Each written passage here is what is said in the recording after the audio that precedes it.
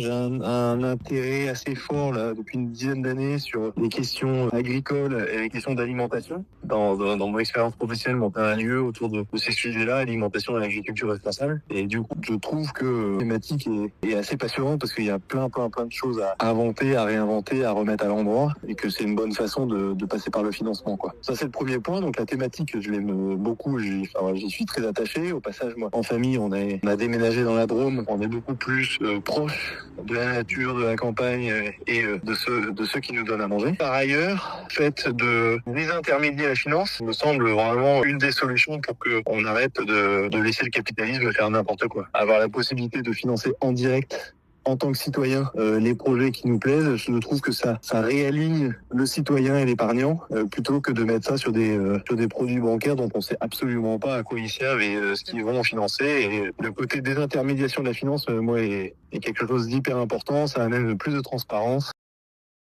Je trouve ça intéressant de mobiliser les citoyens et de le sécuriser avec un fonds. Et puis ensuite, c'est beaucoup la thématique que j'aime chez Mimosa. Donc, ce qui m'attire chez Mimosa, c'est vraiment les gens qui nous donnent à bouffer tous les jours et qui sont aujourd'hui un peu dans le mal, quoi. C'est quand même essentiellement la thématique qui m'intéresse. Ce qui m'intéresse plus là, c'est de faire participer mes enfants.